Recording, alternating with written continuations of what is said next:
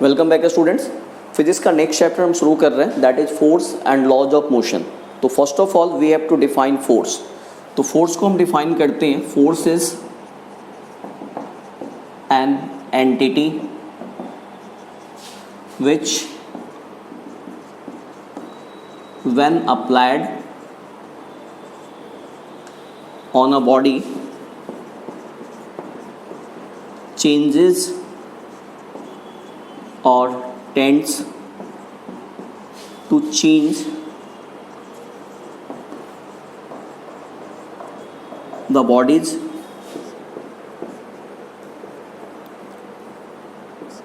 state of rest or uniform motion,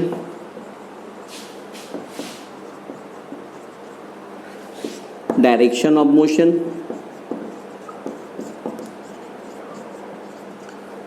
speed और shape.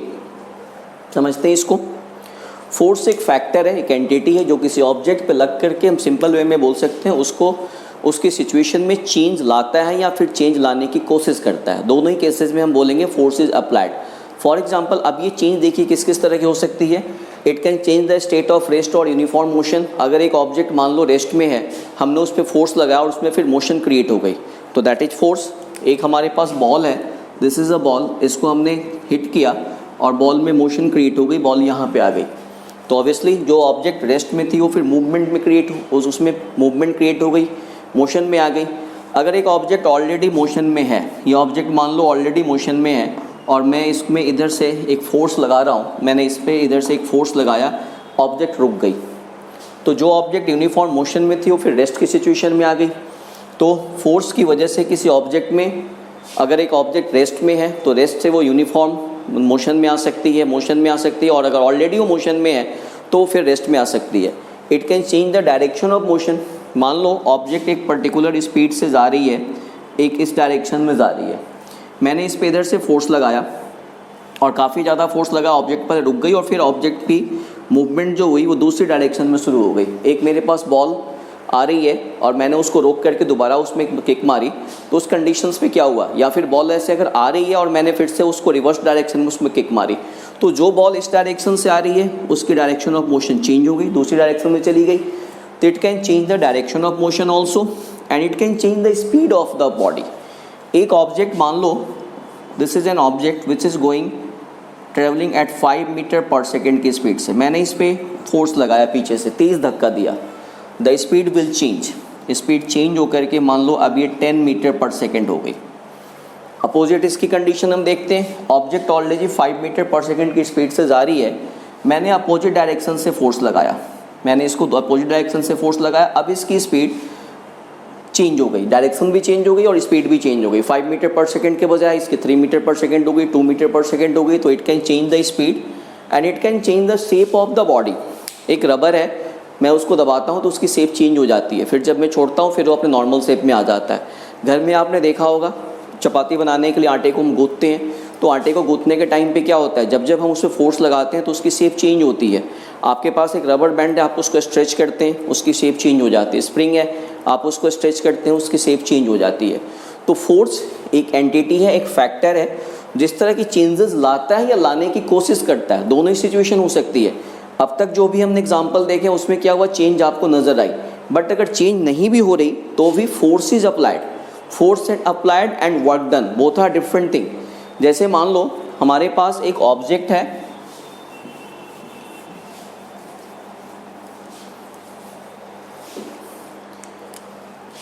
We have an object और इसका मास जो है 10 kg है, मैं इसको अपनी पूरी ताकत से पुश कर रहा हूँ, ऑब्जेक्ट में मूवमेंट आ गई, ऑब्जेक्ट यहाँ पे आ गई, इसकी शेप, इसकी पोजीशन चेंज हो गई। तो यहाँ पे क्या हुआ, फोर्स भी अप्लाइड है और फोर्स अप्लाइड होने के साथ साथ फिर क्या हुआ, इसकी पोजीशन भी चेंज हो गई। अब मान लो अब हमारे पास एक दूसरी ऑब्जेक्ट है जिसकी वेट, जिसका मास 200 kg है। अब मैं इस पर फोर्स लगा रहा हूँ, ऑब्जेक्ट अपनी पोजीशन चेंज नहीं करेगी, बिकॉज 200 kg के ऑब्जेक्ट को मूव करने के लिए जितनी फोर्स की जितनी रिक्वायरमेंट है शायद उतना फोर्स में नहीं लगा पाऊँ। तो इन दैट कंडीशन ऑब्जेक्ट की सिचुएशन में चेंजेस नहीं आई, but still force is applied, but work is not done. तो force applied and work done both are different thing. Force के लिए जरूरी नहीं है कि वर्क डन हो, चेंज आए या नहीं आए, that's why the definition is change produce changes और टेंड्स टू प्रोड्यूस चेंजेस। चाहे तो उसमें चेंज क्रिएट हो रही है या फिर चेंज क्रिएट करने की कोशिश की जा रही है, दोनों ही केसेज में we can say force is applied. लेकिन अगर फोर्स अप्लाइड के साथ साथ चेंजेस भी आ गई then work is done also. तो दिस इज फोर्स। अब देखिए फोर्स के टाइप्स की हम बात करते हैं। We have balanced and unbalanced forces. Balanced forces, balanced and unbalanced force and balanced force, दोनों में क्या डिफरेंस हुआ? हमारे पास एक पर्टिकुलर ऑब्जेक्ट है और उस पर काफ़ी सारी फोर्स एक साथ लग रही है, बट फोर्स लगाने पे ऑब्जेक्ट की पोजीशन में कोई चेंज नहीं आ रहा। It means the resultant of all the forces applied on a body becomes zero. Object में कोई चेंज नहीं आ रही और रिजल्टेंट क्या हो गया? जीरो हो गया। In that case force is called balanced force. तो we can define if the resultant of all the forces acting on a body is zero, then this is balanced force. Imagine करो हमारे पास एक ही object है and force is a vector quantity. Force में magnitude और direction दोनों होती है। अब आप देखो यहाँ पे कुछ फोर्स अप्लाई किए जा रहे हैं। इस ऑब्जेक्ट पे फोर्स की यूनिट न्यूटन होती है। 5 न्यूटन का फोर्स अपवर्ड डायरेक्शन में लग रही है, 5 न्यूटन का फोर्स डाउनवर्ड डायरेक्शन में, 5 न्यूटन का फोर्स इस डायरेक्शन में एंड देन 5 न्यूटन का फोर्स इस डायरेक्शन में। What will happen? The resultant of all the forces will become zero. This is +5 -5। In that case क्या हो जाएगा? फिर दोनों कंडीशन पे ये जीरो हो जाएगा, फिर ये +5 -5 अगेन दिस इज जीरो। तो इन दैट केस ये वाली फोर्स की रिजल्टेंट भी जीरो हो जाएगी, ये वाली फोर्स की रिजल्टेंट भी जीरो हो जाएगी और ऑब्जेक्ट में कोई चेंज क्रिएट नहीं होगी। तो if the resultant of all the forces acting on a body becomes zero, then it is called balanced forces. Now इसका अपोजिट अब देखिए दूसरा एग्जांपल हम लेते हैं। अगर हम एग्जांपल है definition, if the resultant of all the forces acting on a body is not zero. Result यहाँ पे जीरो नहीं हुआ, कुछ ना कुछ वर्क डन होगा। इन that case most of the cases में अनबैलेंस्ड फोर्सेज मूवमेंट क्रिएट करती हैं। अब देखिए वही एग्जांपल हम ले रहे हैं। हमारे पास एक ऑब्जेक्ट है, 5 न्यूटन का फोर्स इस ऑब्जेक्ट पे इधर की तरफ लग रहा है और इधर से 5 न्यूटन का फोर्स पुल और push is also called force. इसको हम 5 न्यूटन की फोर्स से हम इसको पुश कर रहे हैं और यहाँ से 5 न्यूटन की फोर्स से हम इसको पुल कर रहे हैं। तो रिजल्टेंट विल बी, चूँकि दोनों फोर्स सेम डायरेक्शन में लग रही है, तो रिजल्टेंट विल बी 10 न्यूटन। तो इस कंडीशंस पे हम इसको अनबैलेंस्ड फोर्स बोलेंगे because resultant is not zero. और यहाँ पे अगर ऑब्जेक्ट की मान लो वेट कम है तो उस कंडीशन में 10 न्यूटन की फोर्स से यहाँ पे मूवमेंट हो जाएगी, बट यहाँ पे मूवमेंट होने के चांसेस नहीं है यहाँ पे, क्योंकि जो टोटल रिजल्टेंट है दैट विल बिकम जीरो। तो this is balanced and unbalanced forces. अब देखिए now the next topic is Newton's laws of motion. इस टॉपिक चैप्टर में Newton's laws of motion discuss करना है। तो Newton first law of motion की हम बात करते हैं।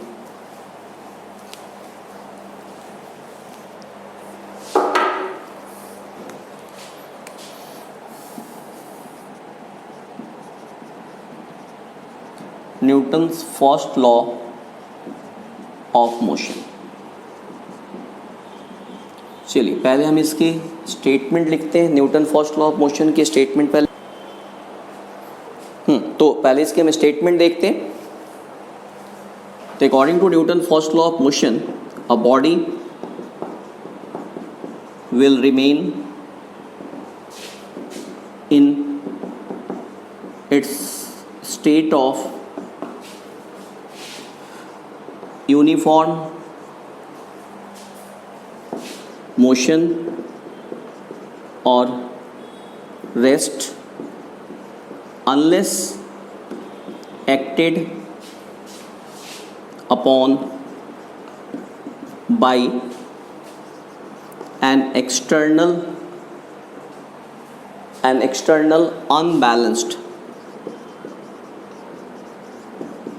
unbalanced force, जो कि उस पे लग करके उसको उसकी सिचुएशन में चेंज लाने की कोशिश करेगा.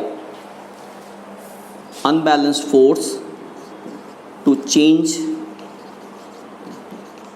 दैट स्टेट ऑफ मोशन और rest.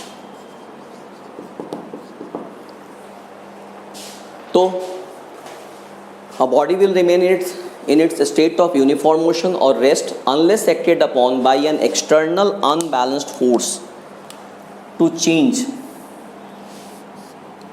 that state of motion or rest. अगर एक बॉडी जो है वो अपनी सिचुएशन को मेंटेन रखना चाहती है, एक बॉडी अगर रेस्ट में है तो रेस्ट में रहना चाहेगी, और अगर एक बॉडी ऑलरेडी मोशन में है तो मोशन में रहना चाहेगी, अनलेस कि उस पर कोई एक एक्सटर्नल फोर्स लग करके उसको उसकी सिचुएशन में चेंज लाने के लिए कंपेल नहीं करे. And this is Newton first law of motion. According to this law, अगर एक ऑब्जेक्ट है हमारे पास एक बॉल है and ball is rolling, ball जो है वैसे लुढ़क रही है, तो बॉल को ऐसे ही लुढ़कते रहना चाहिए, कभी भी रुकना नहीं चाहिए. बट व्हाट हैपन, आपने एक बॉल को किक मारी, बॉल कुछ दूर तक गई, आफ्टर सम टाइम बॉल रुक जाती है. But according to Newton first law of motion ball को रुकना नहीं चाहिए. और अगर ये लॉ सही है तो there must be some force, यहाँ पे कुछ एक पर्टिकुलर फोर्स होना चाहिए जिसने कि बॉल को रोका. तो यहाँ पे कौन सा फोर्स है? This is the frictional force. Ball surface पे रोल कर रही है और जो फ्रिक्शन फोर्स है वो इसकी मोशन को अपोज कर रहा है. तो धीरे धीरे बॉल एक पर्टिकुलर डिस्टेंस ट्रेवल करने के बाद से बॉल रुक जाती है.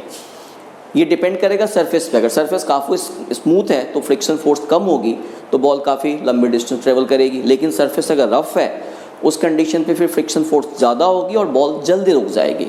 इन द सेम वे अगर एक बॉडी रेस्ट में है तो रेस्ट में रहना चाहेगी जब तक कि उस पर कोई फोर्स लग करके उसको उसकी सिचुएशन में चेंज लाने को कंपेल नहीं करे.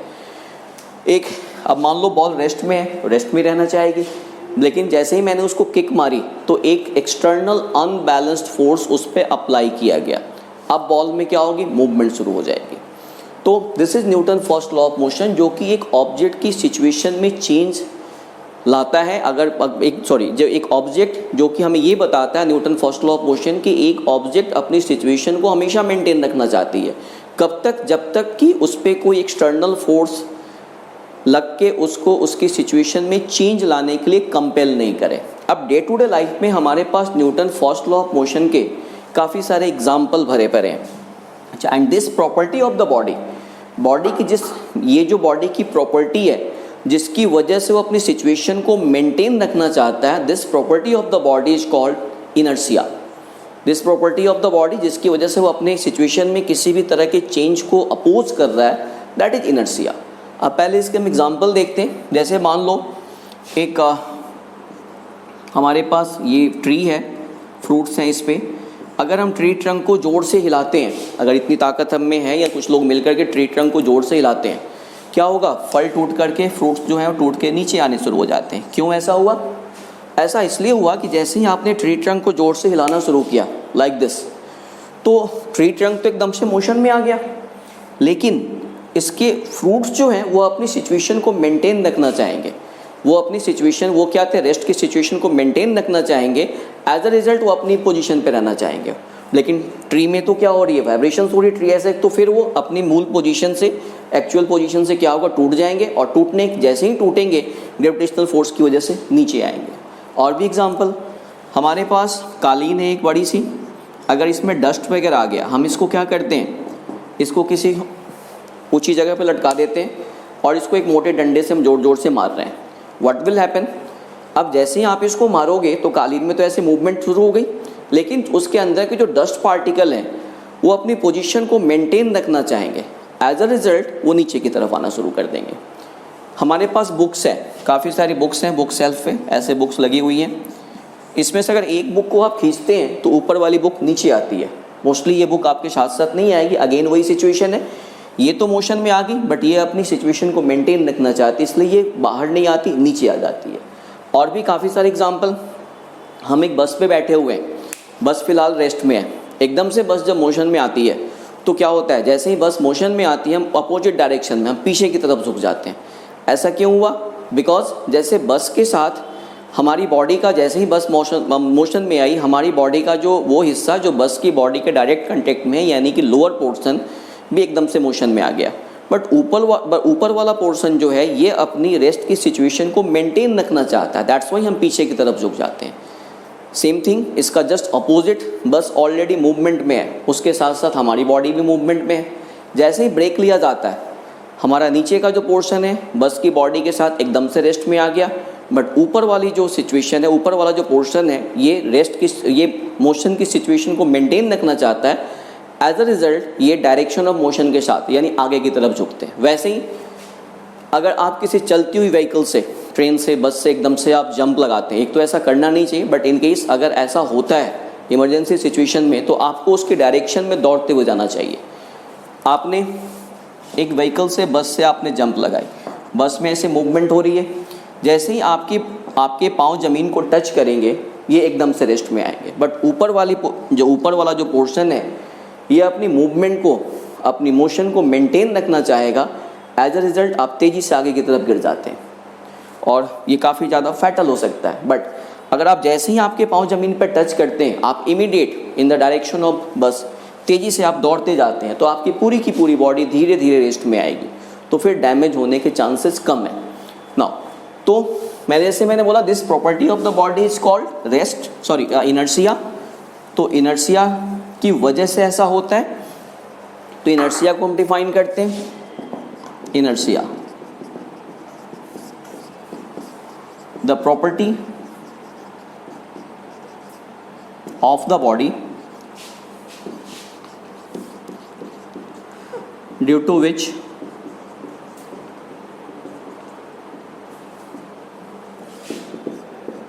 it resists any change in its situation is called inertia। अब देखिए इनर्शिया हमारे पास तीन तरह की होगी, इनर्शिया ऑफ रेस्ट,